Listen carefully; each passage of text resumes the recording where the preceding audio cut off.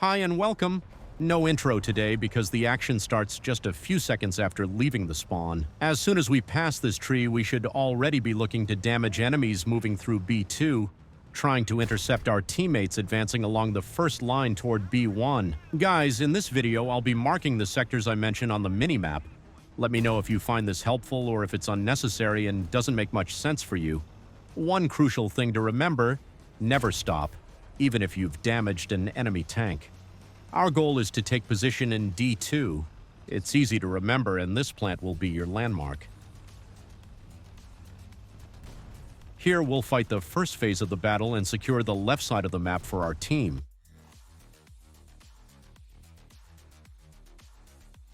Before we break down how to play this position, let me give you an extra tip.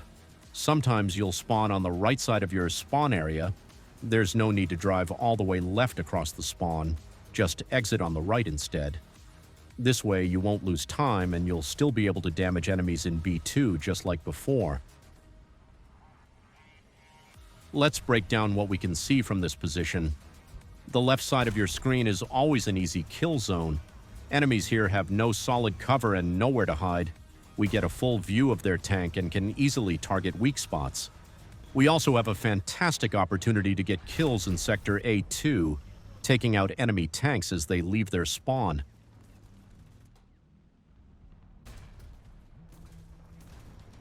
On the right in C3, there are rocks where enemies are almost always hiding.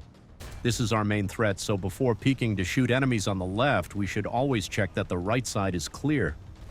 One more thing to mention: near the enemy spawn, there's a particularly dangerous position for us. Enemies don't show up there too often, but you should always be aware that someone might be waiting for you to leave cover. By the way, I recommend remembering the position you see on the screen. It will definitely come in handy when playing from the top side, especially in matches with a single active capture point. Another important tip: when playing this position, you need to keep an eye on the first line on the minimap. If you see that your teammates have lost the left flank, you must be ready to engage enemies coming from that direction. This doesn't happen often, but be aware that it can, and in that case, defending the flank becomes your top priority. Tanks with poor gun depression can play from this position, but unfortunately will die much more often because, along with bad gun angles, we also get terrible reverse speed. When I played Soviet tanks, I used a different strategy, which we'll talk about a bit later. By the way, if for any reason you're playing Soviet tanks, please let me know in the comments why you chose them. I'd be really interested to read your thoughts.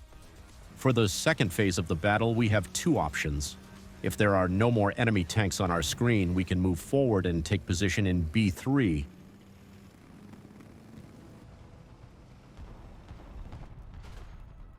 From here, we'll be able to control both enemy spawns.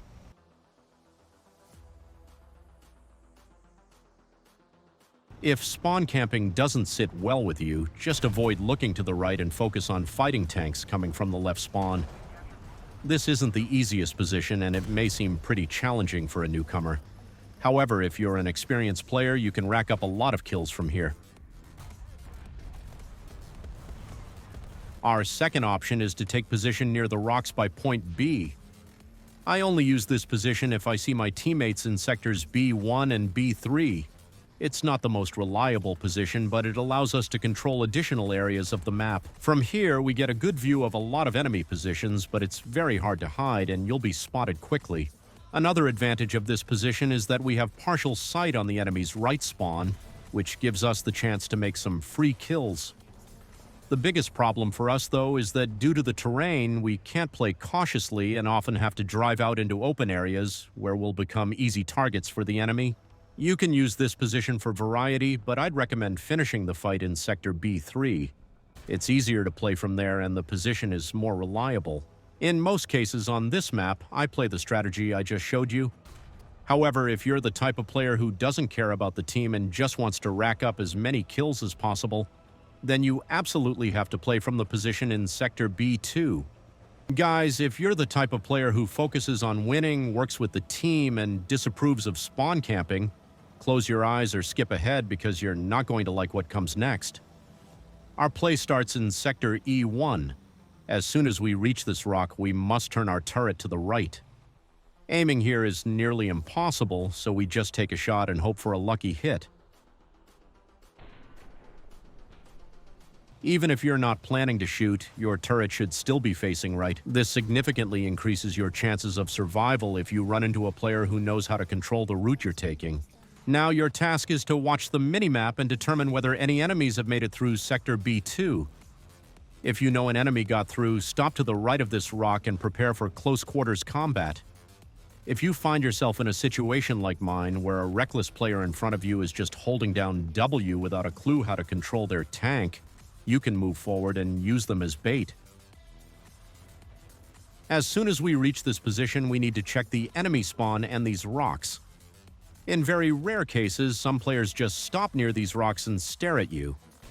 Once you're sure there's no immediate threat, stick to the right edge of the road and start firing at enemies in Sector C3.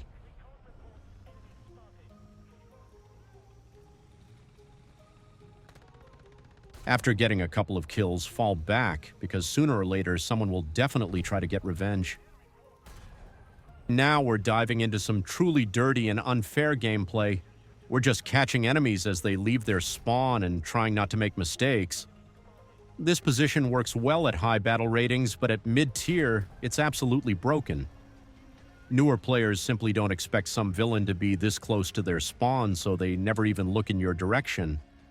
I want you to take a look at the minimap and check how many of our team's tanks are on the left side of the map, which we've already started to win. In my opinion, this is one of the positions that needs a nerf, or at the very least some terrain adjustments. Players spawning from the upper left side should have a chance to get here without being sniped across the entire map.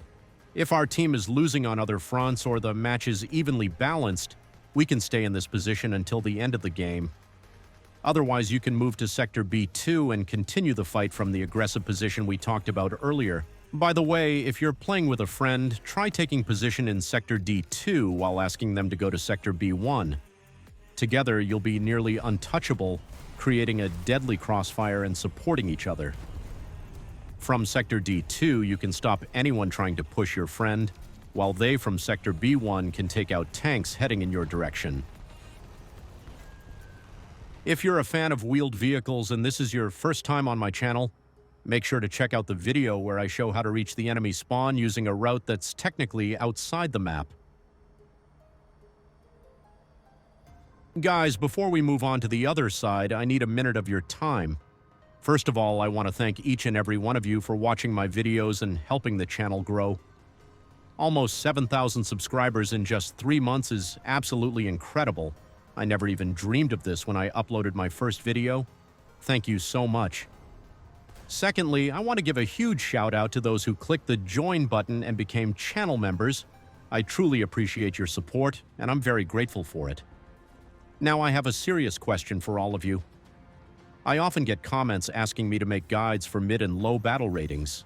So in my free time, when I'm not grinding top tier, I decided to give lower BRs a try. And now I have a million questions. What battle ratings should I play? Which tank should I choose? At high tiers, I can confidently predict where and when enemies will appear, but at lower BRs, tank speeds vary drastically. Should I play light, medium, or heavy tanks? I keep running into the issue that if I make a guide for a light tank, people who play heavies won't be happy, and vice versa. I think you get what I mean and understand the challenges I'm facing. Maybe you guys have some ideas or suggestions? Also, I know you don't like it when YouTubers ask for likes, so I won't do that in this video. Let's get back to the guide and break down the upper spawn. For me, the left spawn point doesn't exist because, as you've already seen, the enemy team has some seriously unbalanced positions. Most of the time, I play near the rocks in Sector C5. This is a great position where we can control 4 key areas. As we pass this rock, we need to check to our left. Wheeled vehicles can sometimes already be in this area, though it's rare. Once we reach our position, we focus on these 2 key areas. On the left, we have the road that enemies use to push toward Point B, and on the right we have Point B itself. Lastly, we check these positions near the enemy spawn just to make sure there are no threats waiting for us.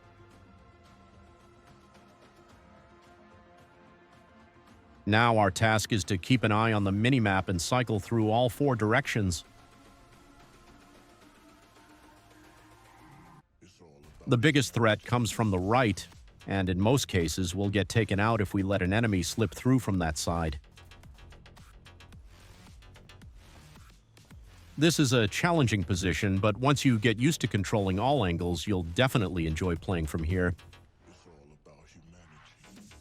If the battle is evenly matched, we can stay in this position the entire time without needing to relocate. If you see that your team has won the fight for point C and is starting to push their flank, we can go on the offensive.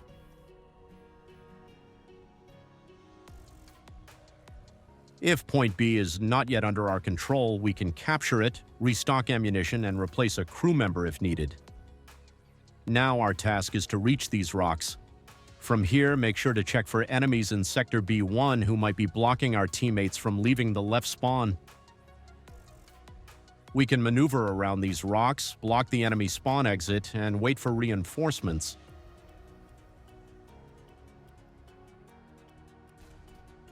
The key position we need to reach is this rock.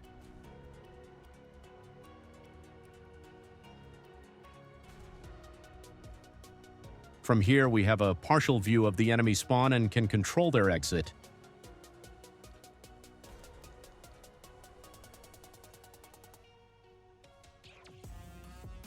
One more position I use when I really don't feel like playing on this map is in Sector C6.